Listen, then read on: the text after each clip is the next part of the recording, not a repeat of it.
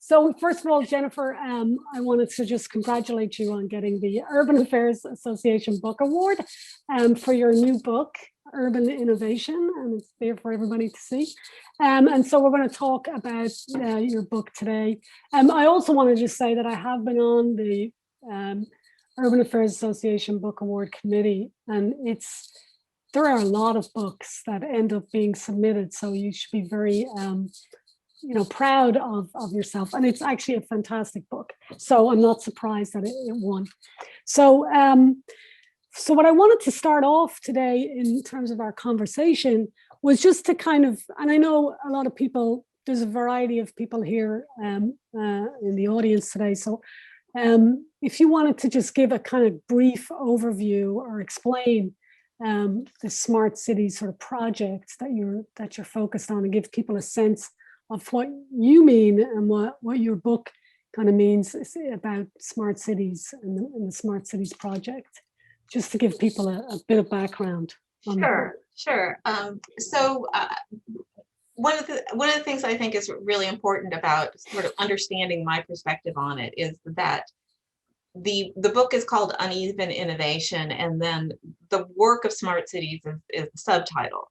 And that's partly because I look at the smart cities, what I call the Smart Cities Project, as through sort of two lenses that are pretty important to understand my approach. One is that I consider smart cities to be one iteration of what is the Urban Technology Project. And the Urban Technology Project, in my view, is a much longer, a longer term project of moving technology into cities, moving technology into and integrating it into the existing built environment.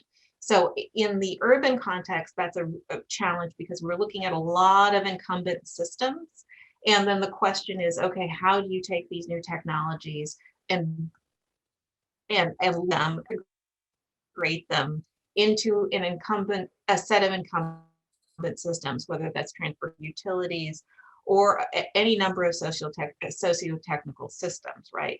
So for me, I thought that that was one big part, which was sort of embedding the Smart Cities Project in its historical context. Very often, Smart Cities gets presented as a historical project, that it's like born out of the head of Zeus, right? It just happened. But in fact, it's embedded in a much longer story about technocratic approaches to urban planning, right, for your urban policy. And then the second thing is a lot of my earlier work, the bulk of my research has been on questions of how enabling and evolving technologies transform existing industries. So whether that was, I spent a lot of time in my career working on things like optics and photonics, and how things like imaging and optics technologies became these photonics technologies, and how that transformed both industries and places, right? So what was interesting to me in part about the smart cities situation was that it was really an evolving industry, and enabling and evolving industry, much like how I understood technology diffusion to be going from sort of the innovation sector into the private sector. This was that sort of enabling and evolving technology transfer coming from the private sector into the public sector in this very hybrid sort of version of the public sector that we have now, because the public sector isn't all that public some days, in terms of how much outsourcing of services and goods and procurement and all of that goes on in sort of the modern public sector. I thought this was a really engaging question, which is, how do they think this is going to work? How is this going to work? So that was kind of the context behind it. I had been involved in quite a few sort of discrete urban innovation projects as a director of a Center for Urban Innovation. And the more I worked on this, the partnerships and on the technology, the more I kind of wondered, wait a second, maybe it's time to get to the balcony, as they say, and look at this project with a little distance and with a little more context. Yeah. Sure. And I think, in reading your book, it's been, interesting that you start the book kind of in some ways with the kind of historical context. And I think for planners, we recognize this, right? The importance of the rational model and the technocratic kind of approach to planning. And so seeing how the Smart Cities project kind of fits into that history is really interesting, and I think important to kind of talk about. And I think, you know, that's, I sort of, it was just great to see that coming out in very early in the book. So that was great. I also, you know, you talk a little bit about this idea of smart cities as kind of emerging markets, something that you just kind of touched on a little bit, and the importance of kind of technologies for that.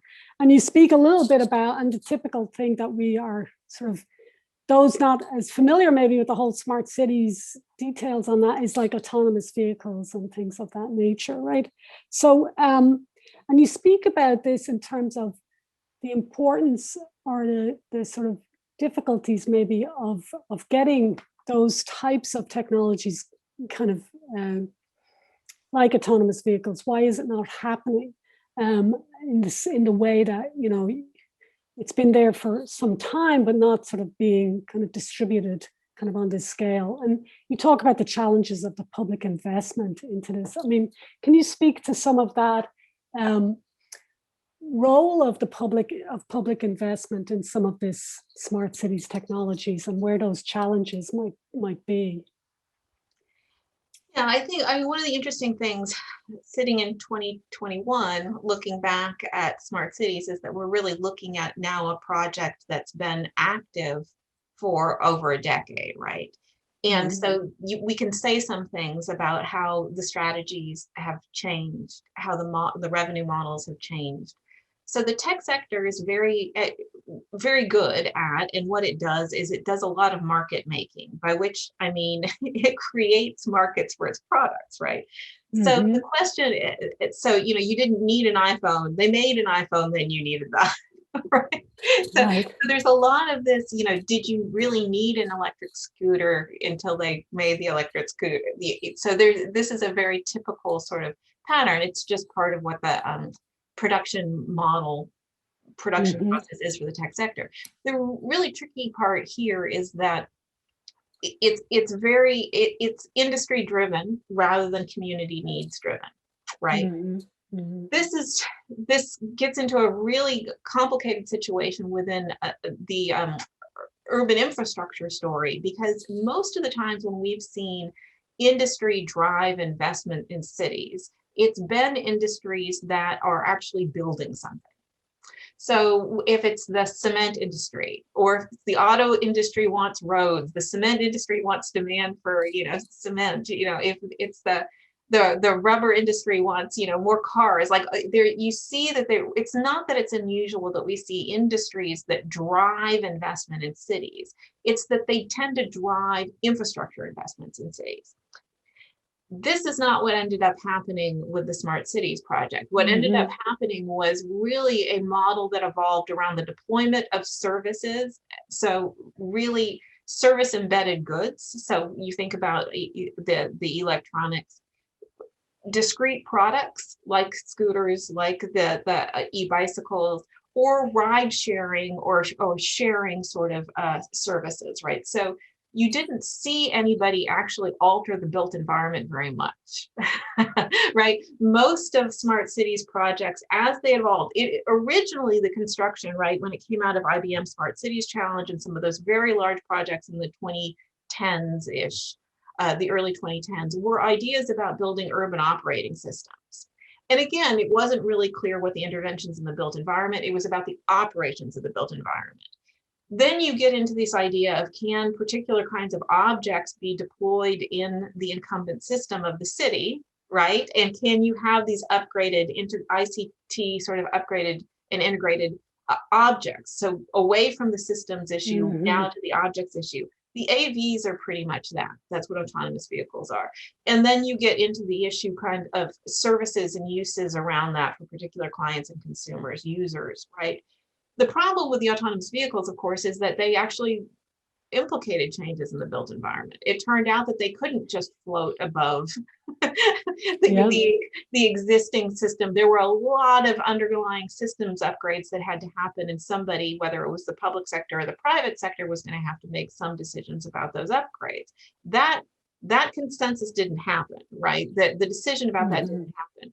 So when we went into the sort of the pandemic period, what we were seeing in terms of successful smart cities projects were very, very discrete, almost service-enabled deployments that really didn't affect, I should say this, it's not that they didn't affect, it's that they didn't require alterations in the built environment for their operations. And that's very different from other kinds of industry-led projects in the past. Yeah, yeah. And I think in that area of the relationship, like you speak to this issue of work as well, which, and how it affects work. And I'm kind of curious, with Uber and all of these things, like how, the Uber driver has to find a bathroom somewhere, right, around the city as they're driving, so these kinds of issues around work, I thought was really fascinating. And I kind of, I suppose we're talking a lot about this too with the pandemic and how pandemic is affecting work. And I'm just curious, maybe if you wanted to speak to that a little bit, how you see the Smart Cities project intersecting with sort of work and our work environment. Yeah, so the subtitle, "The Work of Smart Cities," is really operating on two levels. On one, it's the work in the smart city, which is, as you described, the gig work, and I'll talk more about that. And the second is the work of actually managing the smart city. So the technical expertise about cities that is required in order to actually move technology projects into existing city systems, right? So I was really struck the more time I spent with the Smart Cities project that both of these things were really not being talked about a lot. Either how much work it takes to do this, by which I mean upgrade cities, and actually how the upgrading of cities, these sorts of services and changes in work behavior, the flexible, contingent, and precarious work that was evolving in cities, how much of that relied on essentially a renegotiation of the deployment of workspace between firms, cities, and individuals. So and again, this is, looking back to look forward, right? So we know a lot about flexible work based on the last 30 years of how labor market intermediaries have evolved, about shifting the risks and costs of the employment relationship to individuals rather than to their employer. What ended up happening through these smart cities projects, particularly the ride sharing, gig work sort of stuff, co-working is an example that I spend some time on in the book, is essentially if firms aren't going to be provisioning the workspace anymore, like they are not provisioning the workspace, who provides the workspace at that point?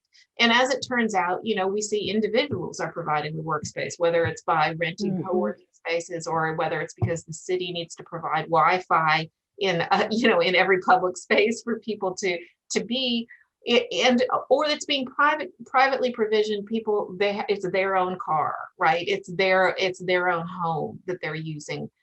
In some ways, the pandemic really brought home the fact that the ICT infrastructure in the city is not in cities, in places in general. I mean, it's worse sometimes in rural areas, isn't sufficiently robust to substitute for one's firm provisioned, workspace, right? That they're, people, you're now providing your own printer, toner, it's hardware, it's software, and connectivity, right? And all of those things become the responsibility of the individual within their home, sitting on the platform of whatever is provisioned by the city to their home.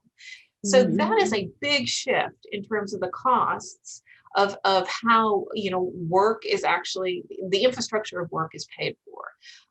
And that to me is a moment of renegotiation. If that's going to be the story, that firms are going to take on less of the cost for provisioning workspace, then there needs to be a renegotiation with firms, whether it's with their employees or with the city, about that additional cost and risk that's shifted to them.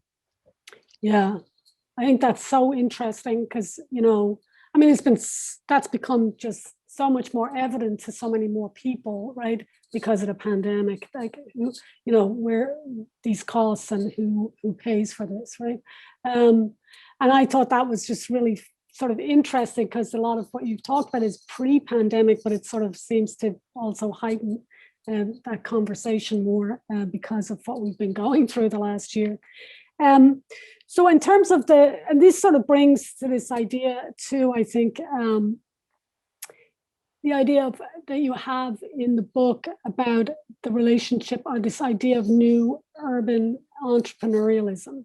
And, it was really interesting to kind of think back on some of that David Harvey's kind of article back from the 1980s, where he speaks about this idea of urban managerialism versus sort of urban entrepreneurialism. And I kind of wondered if you would be sort of speak to that, explain a little bit about that idea of what you see as this new kind of urban entrepreneurialism and or entrepreneurship, and how the Smart Cities kind of project fits into that. Yeah, it sounds to me like that article made a lot of difference to you. It certainly. Yeah, yes, definitely. Yeah, I found that very helpful it's clarified so many things for me over the years. But the short answer is that there's kind of, and I'm just to simplify, is that the cities can manage their services, right? One of the ways of looking at cities is that cities as entities are supposed to manage sort of the operations of the city. And that's the limits of what they're supposed to do. And then there's this idea of urban entrepreneurialism, which is deeply tied to questions about economic development and sort of business investment, which is the idea of, wait, maybe cities are actually supposed to look at sort of a set of priorities that presumably they set, and try to actually achieve those through things like all of the tools that cities have to motivate investment, to attract investment, and sort of shape their character, right? Shape who they are and how they are differentiated. So it's deeply tied to questions that we talk about around interjurisdictional competition. It's deeply tied to this idea of, who's going to be the new biotech hub, right? And whether you're going to take a bunch of your public investment to try to make yourself a better biotech hub than, say, Minneapolis. If Baltimore is going to invest more in this than Minneapolis isn't going to try to attract firms and attract talent to do that, right? What I thought was so interesting is that in the Smart Cities story, there really is this deeply it's sort of implicit conversation about the fact that cities should strive.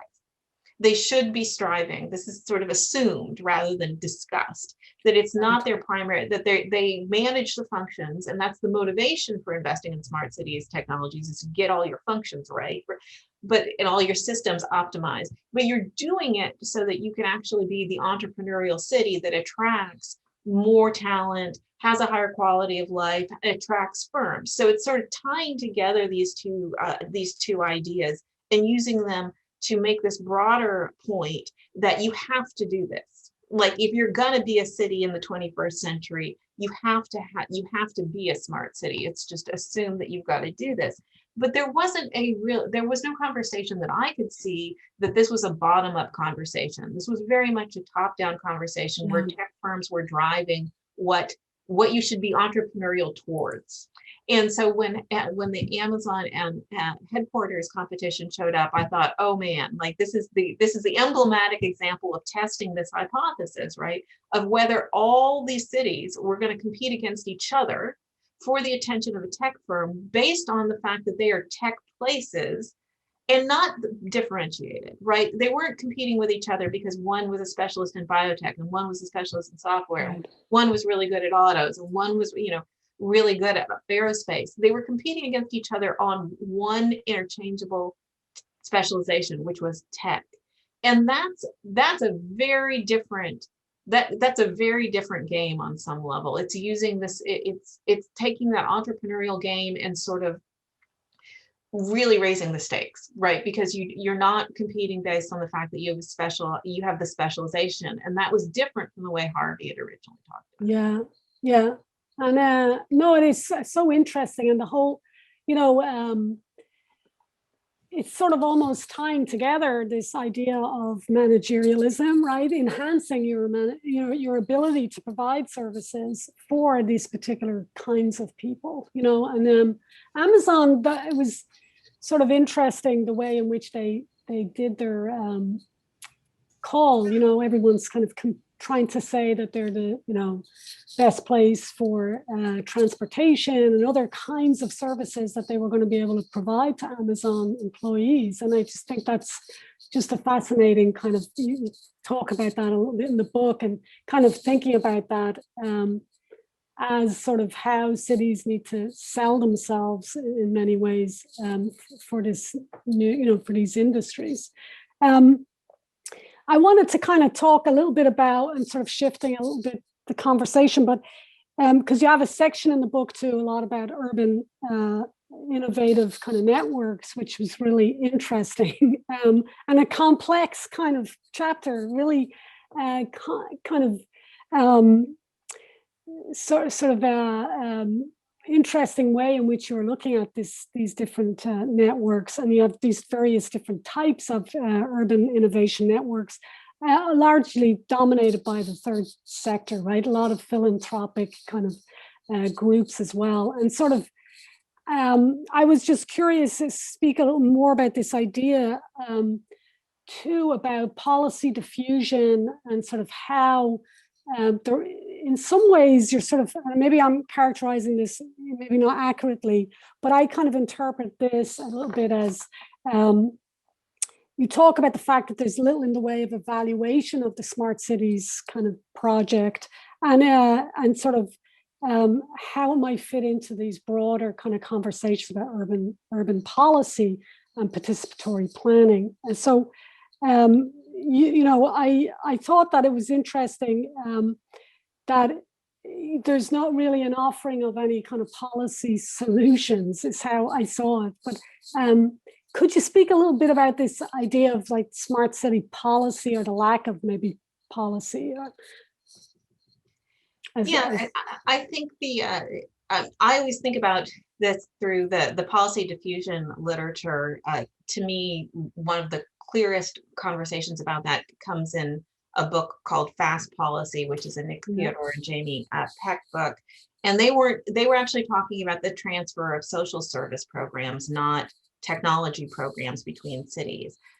But, you know, the general idea kind of remains the same, which is the idea that, you know, we used to think of policy transfer, particularly urban policy transfer, as being something where, you know, a city would pilot something, you know, San Antonio would pilot something and it's affordable housing. And then, you know, somebody that their mayor would become the Secretary of Housing and Urban Development. And then the federal government would start, you know, say, hey, that's great. We did an evaluation, and then a number of other cities would try it, and it might become built in as formal policy like that. That kind of hierarchical, you know, policy transfer has been really sort of short-circuited by this fast policy approach, where what ends up happening, and this is why the networks are so important, is that you have these convenings, that I call them convenings, but they're really meetings of innovation directors from different cities around the world, really, not just in North America. And one of them will say, you know, we're doing this here, you know, in our city, we deployed this, you know, in this test bed. And somebody will say, oh, that's great, like, tell me more. And they'll do a presentation about it, and they'll take it back to their city, and they'll try it too, right? And there's usually actually a firm partner involved in this transfer, and also the presentation and the whole thing. So what ends up happening is you have city to city transfer of prototyping ideas, whether they're services or whether they're products, right? Instead of having this sort of like deep evaluation of having one city have something, test it, decide whether that's the best use of scarce resources, continue or stop, right? So that whole policy process and evaluation wheel is not, not active. What's active is the like, hey, we liked it. Hey, that sounds great. We want to do it. And you're in a competitive environment, right? Where your citizens see that Chicago just did this. Why can't you have it in Seattle? They're wondering why you can't have it in Seattle. So you've got this pressure going on too, where people are seeing the projects and they're wondering why you can't have them. And that's, and the firms are pushing this through these networks and through these coalitions. And many of the networks that you mentioned are in fact funded largely by third sector, by the philanthropic sector. The emblematic ones are the Bloomberg Innovation Delivery Teams, but Rockefeller 100 Resilient Cities. And there's a number of other ones where they're funding, but they're also sort of creating these how do I say it? It's almost technical assistance networks. And the technical assistance networks are both the question of, allowing cities to have conversations with each other, which is great, about what works and why, but they're also bringing firm partners in to share what they think they should be doing, right? And so the public sector in a lot of ways is not driving that, right? Is receiving the information rather than sort of driving, it's not necessarily problem driven, it's more sort of solution driven. Yeah. And although you did speak to like ways in which some places are kind of like the Boston's Office of New Urban Mechanics, yeah. which is sort of interesting. And so there is some, do you think that cities are kind of catching on to this in some ways and wanting to be maybe less, more proactive, I suppose, in terms of these, drawing on some of these networks and what they're doing and sort of actually saying, well, we want this in our city. How can you help us with that? As opposed to just sort of being a little bit like more passive, it seems right now. Yeah, I mean, I think that we've got some really good examples of some cities sort of pushing back, particularly as these smart cities projects get integrated into real estate development, which they largely are, right? So in order to get a revenue model, for the tech sector to have a revenue model going, one of the nice ways to do that for them is to tie this into real estate development at the same time that they're doing prototyping of specific smart cities projects. In places like Toronto and in New York City, there's been pushback against that, particularly when there's data extraction components to it. So where the revenue model actually involves a lot of data collection and a lot of data extraction and not a lot of specificity about ownership and shared use, right? One of the things that's interesting to me is that pushback in a place like New York or Toronto, to me, again, needs to be put in historical context. Those are two communities, two cities that have a long history of community engagement in urban planning. They do not, this is not their first rodeo. Like, they are not new to the game of having big actors come into the city and say they want to build, whether it's a freeway or whether it's, they want to take down several blocks for a stadium or something. They know the community has had some experience with engaging with their government and with firms about pushing back.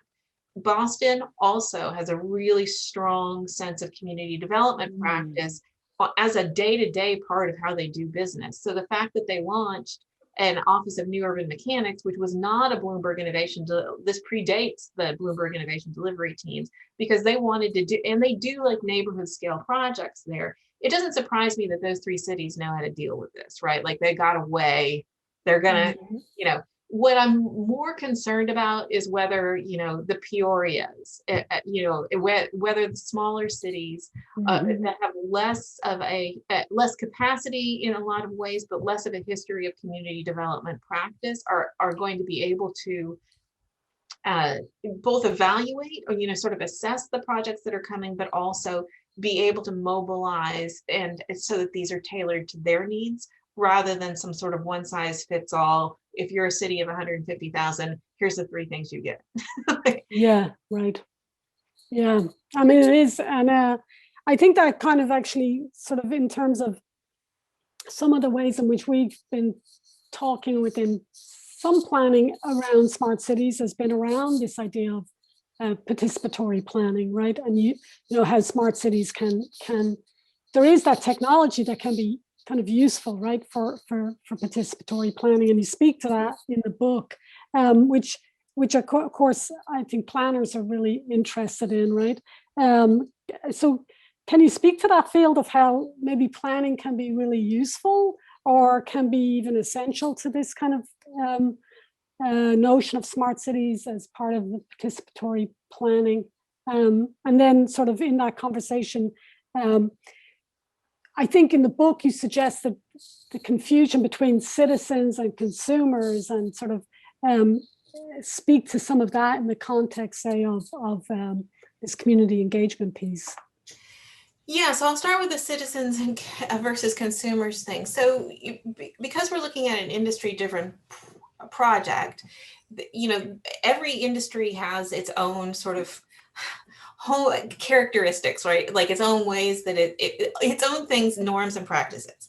And for the tech sector, addressing users is their practice, right? They want it, the user community. You hear them say that, and you think, oh, they're talking about the community. They're like, no, they're talking about the user community. Right. They're talking about it. So the scale that they're addressing is they're addressing particular kinds of a particular kind of market definition. So for them, segmentation in the user community, differentiation is a different, you adapt the tool, right? So digital civic tech is really about that sort of market facing approach of saying, like, this user community needs this modification, this user community needs this modification to whatever it is. When you're talking about providing services to citizens, you're providing it to everybody. So you don't get to just decide, like, well, this particular user community is like a lot of work. The modifications we're going to have to make to reach this community are just like too hard. So we're not going to do that. No, if a city says, we provide X to our citizens, you just got to figure out how to do it, right? So the redefining this as redefining the services and the products as things that they're selling to consumers as opposed to providing to citizens is a very, very different way of conceptualizing what the responsibilities are and the product design. This has a lot, this goes all the way back in the production process, all the way to the design phase. So you can't just come in the middle of the production process for a smart cities project and be like, oh, wait, no, no, you have to design it to have universal applications at the beginning. That's got to be part of the goal. So that's one of the things I really contest about this. So the participatory planning part, and the things that I think are really positive about taking, sort of the good parts of digital civics and civic tech and taking those parts about community planning we already know and putting them together, I think could get us someplace. I think that it could really get us something positive. And it should be clear that, like, the digital civic stuff has largely, those practices and those approaches have developed independently of community development planning, which was something that really shocked me, how little conversation there was between those two groups over the last 10 years. So community development planning has practices for participatory planning, right? We have ways that we do that. We have norms and practices around that could really help digital civics get from sort of a consumer and user facing to a citizen facing approach, right? We also have ways that we do neighborhood scale governance, right? Where there's neighborhood scale decision making and neighborhood scale governance, whether those are public meetings. What if we had public meetings that were both in person and not in person, which we've really gotten tested lately, right? The amount of expansion of participation you could get in, particularly generationally, right? If you actually were looking at more than one mode of interacting with your citizens. So if we could build that into, and this is where I get to the work of smart cities, it's going to be a lot of work for cities to do this, to figure out how to do this, but standing that up may be a really important way to move this forward. The other things that I thought that were really important were to think about the ideas of data governance and extraction, and the idea of whose data is it anyway when we've got firms that are collecting so much data. We could change the use rules around this. We could change the ownership rules about this. And cities have done this in the past. If you think about something like air rights, redefining property rights in the city is something cities know how to do. Even with things that are relatively intangible. So it is something that, and cities have the jurisdictional capacity to do this. So I do think that one of the things I push in the book is this idea that we really need to look backwards and look forwards at the same time here, and think creatively about what our jurisdictional power is. Because cities do have an incredible amount of power if they know how to leverage it. Yeah. And I think in terms of the community engagement side of it, and, this idea of the digital divide, right, and that kind of issue. I mean, if you're putting the citizen first in that, right, then your idea would be to try to eliminate that digital divide as much as possible, so that you could engage all of your kind of citizens, right? So I think they kind of, I really appreciated that idea of like the distinction between the consumer and citizen. And I think it comes into the data ownership piece as well, right? So that was really interesting. And I only have one more question, and then I can kind of open it up. But this was kind of getting to the core of your title of the book, which is Uneven Innovation. And can you explain, like, it's sort of tied to this idea of uneven development, which is a really important idea within sort of economic geography and other ideas around sort of things that have come out of Neil Smith's work, for example. So how, and just to kind of push the title of the book a little bit as well, how do you see the Smart Cities project kind of intersecting with this idea of uneven development? Yeah, so I enjoy my Neil Smith as much as next economic geographer, and yes, it very much is a is speaking to the uneven development idea. And what I thought, we had a group of us who work on economic geography issues. One of the conversations that had started to happen in recent years was, whatever happened to the conversation of uneven development? Why don't we talk about it anymore? So the idea, kind of, and this is just the fast version of the uneven development idea, is that development does not happen at the same rate in the same way every place. And it's a feature, not a bug of the system. The unevenness is a feature, not a bug. So the way to think about that is that somebody in the greater evolution of the capitalist system, unevenness has its benefits, right? Because difference can be used. It can be used to create different kinds of revenue models, different kinds of structures. There is value to uneven development in that sense. So what I thought was really interesting, as I kept thinking, why aren't we talking about uneven development anymore, was like, oh my God, I'm seeing uneven innovation happening just the way that uneven development is happening. And there's this deeply extractive component to it, right? Another part to keep in mind is, within uneven development is this idea that there are power relationships that make it such that some places are actually exploited, extracted from, and other people benefit from that. So the uneven development, the thing that finally hit me about the uneven innovation piece was the President's Council on Science and Technology Policy, I think in 2016, which is like the science and tech, the President's Science and Tech Group. They came out with a Future Cities report, and in it they recommended this thing called urban development districts. I think it was UDDs. And what they meant was that they wanted test beds for all the smart cities projects. So territorially delineated test beds for the smart cities projects, right? And they were recommending this. And of course, the problem with doing that is that if you're going to inject technology upgrades into discrete spaces and not every space, then you're out of the gate going to create uneven innovation. Like, you're literally doing this on purpose, which is creating spaces that are going to have substantially different advantages to the spaces around them. And if you get into the pattern of doing what we typically do in urban planning, which is say, oh, the roads are really good there, so let's let's upgrade the urban design there. So we've got a test bed where we can see how this urban design works and is really upgraded. What you're going to do is continually double down on upgrading these, right? So you see where I'm going with this. Yeah. So it was very, I felt like it was worth flagging for people that when we're talking about providing infrastructure investments, whether it's ICT upgrades or whether it's literally interventions in the built environment, but we're limiting out of the gate where we're going to put them. What we're going to do is we're going to create islands of these advantages. And then that's where firms are going to flock. That's where investment is going to flock. And that's going to create uneven development through an uneven innovation approach. I know there's these urban kind of districts and innovation kind of districts, but do you see like any kind of regional elements to this where there are sort of regions that, you know, so since you're in the kind of regional economic development and all this, you know, do you see regions kind of having much more advantages over others, and sort of what that's doing or what that looks like, say nationally here in the kind of US context, and what does that mean for, say, regional economic development going forward?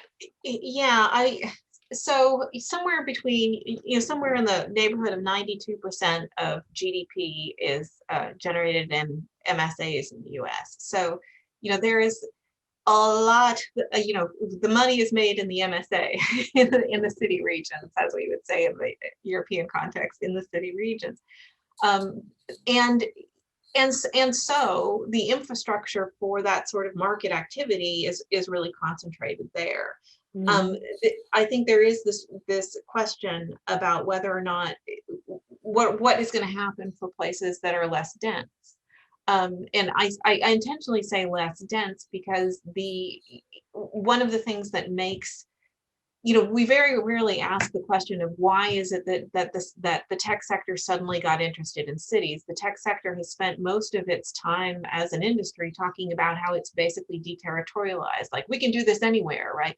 Other than the fact that they need to have like knowledge spillovers at coffee shops, they, you know, in terms of their production system, they have made it clear to us all the time, I can do this in India, I can do this in China, I can do this in California. If you make it hard for me, I'm going to go do it someplace else. So why did they come up with a project that literally had a territory in its name and a jurisdiction, for that matter, like a governance jurisdiction? And I think that the real issue there has to do with the fact that the model for developing tech products they need the city as the prototyping platform for what they're doing. They need it for design, they need it for innovation, they need it for production, they need it for marketing, they need it for consumption. So it's the entire part of the production process for many of the consumer products, right? The consumer facing products for the tech sector. They need that high density that cities provide as the market, but also as sort of the test bed for how they figure out where they test the actual services and service embedded goods and products. So for places that aren't dense, they're really less interesting. I mean, they're less interesting to the tech sector. So insofar as the market is going to provide some of this infrastructure because it's part of its production process, that might be happening in cities. I don't think it's going to happen in rural areas. And so the question of how do you lift them up, if indeed we believe that there should be some sort of baseline level of capacity everywhere, which the Canadians tend to. In the US, we tend to have more ambiguous answers to the question of whether we think there needs to be some sort of baseline of facility and technical capacity. So we'll see. I mean, I think that's one of the things that's kind of like, it's not clear to me at all that there's a solution to that, or that there's a solution to that that's market driven. Right. I mean, that kind of leads me to this point too about, let's say in the US context, is there a role in, for say, the federal government in something like that? And what do you see maybe potentially as the role of the federal government in some of?